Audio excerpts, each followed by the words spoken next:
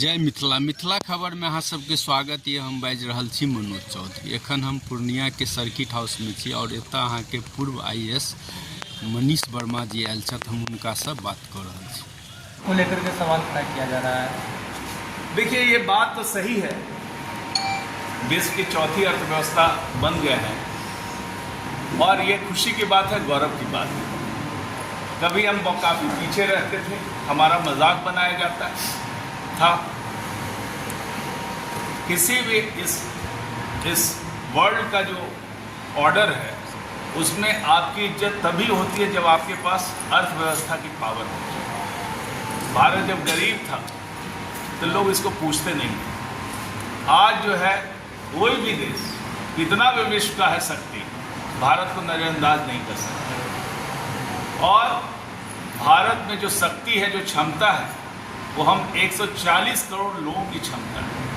भारत कोई जमीन का टुकड़ा मात्र नहीं है, ये है 140 करोड़ लोगों से बन के बना है। और जो क्षमता 140 करोड़ लोगों की है, ये पावर जब लगता है तो विश्व की सबसे बड़ी अर्थव्यवस्था बनने में भी थोड़ा समय लगेगा, लेकिन बन जाएगा। जिस गति से हम लोग बढ़ रहे हैं जरूर बनेंगे। रही बात पर कैपिटा आय की, तो ये सच्चाई है कि हम लोग पर कैपिटा आय में पीछे हैं, लेकिन उसमें भी ग्रोथ हो रहा है, उसमें भी हम लोग बढ़ रहे हैं।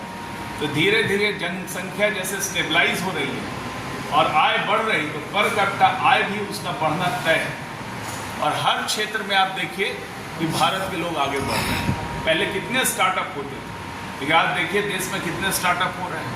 अमेरिका की जितनी भी कंपनियां हैं उसके CEO, मैक्सिमम कंपनियों के CEO भारतीय हैं। और यहाँ भी अब नई नई कंपनियां खुल रही हैं। तो देश आगे बढ़ रहा है, यहाँ के युवा लोग आगे बढ़ रहे हैं, यहाँ के लोग जो है देश को आगे बढ़ा रहे हैं। तो निश्चय है कि आने वाले समय में भारत और मजबूत होगा।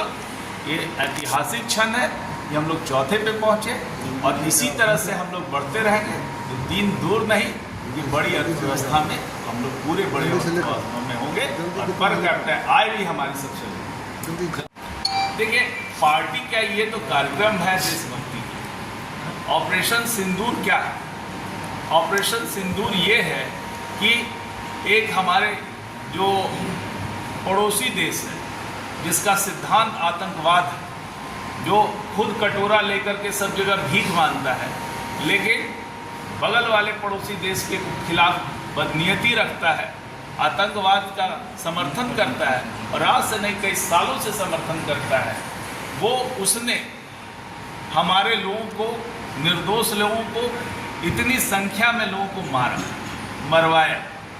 तो भारत ने इसका विरोध करते हुए सीधा जहाँ जहाँ भी उसके आतंकी संगठन का हेडक्वार्टर था उसको नेस्तनाबूद करने का काम किया। हमने कोई देश पे अटैक नहीं किया, हमने उन लोगों पे अटैक किया जो आतंकवाद का प्रश्रय देते हैं। और आतंकवादियों के साथ जब उनका जनाजा निकल रहा था तो वहाँ पर सेना के सभी जवान अफसर मौजूद थे।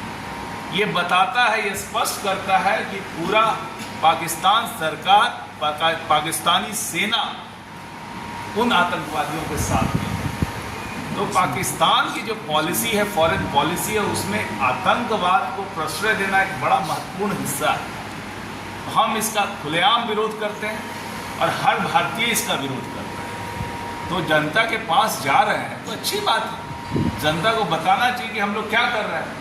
तो कोई भी सरकार काम करती है तो काम को जनता को एक्सप्लेन करना पड़ता है कि अंतिम में तो जनता ही मालिक है। जनता डिसाइड करेगी कि हम लोगों ने, सरकार ने कैसा काम किया। ये ले जाते हैं तो अच्छी बात है।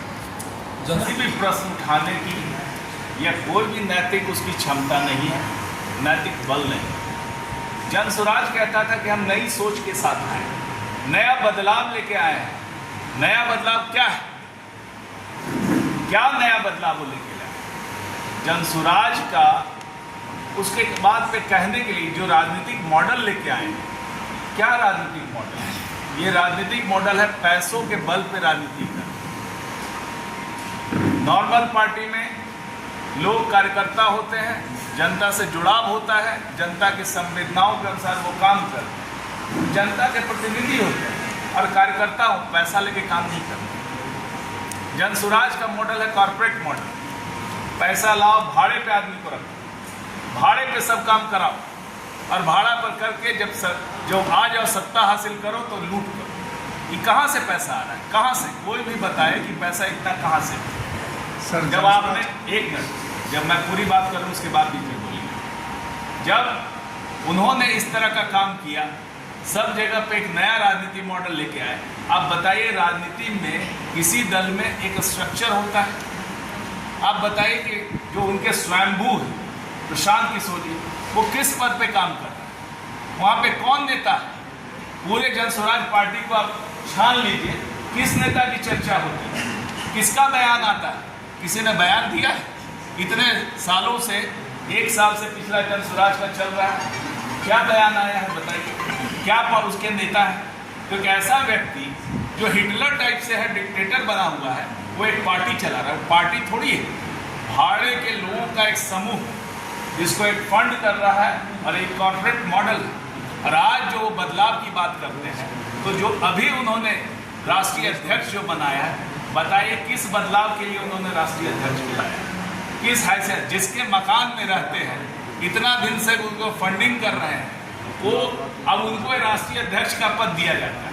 कौन सा तरीका है ये? कौन सा बदलाव की बात होती है? जिनके पास पैसा है, पैसा दिया, राष्ट्रीय अध्यक्ष बनते हैं। तो ये जो उनका जो मॉडल है, हम इस मॉडल को कभी नहीं मानते, जनता इसको नहीं मानती है, इसकी पूरी तरह नकार दी। यदि जनता से सरोकार की बात करते हैं, तो उन्होंने जब ये बुलाया सबको कि गांधी मैदान आइए और घोषणा की 10 लाख लोगों को ला करके पूरा गांधी मैदान और उसके आसपास की सारी सड़कों को पाट देंगे। अब बताइए कि पटना में जब उन्होंने रैली बुलाई, कितने लोग आए? जनता से क्या जुड़ाव था उनका? जनता ने उनको पूरी तरह नकार दिया। उनके बुलाने पे 5 से 10 हज़ार लोग, वो भी भाड़े पे आए, और खाली बस आई, पूरा बस से भरा हुआ था, बस में आदमी नहीं था। नोरमा ग्रुप, जो सोचता है वो करता है।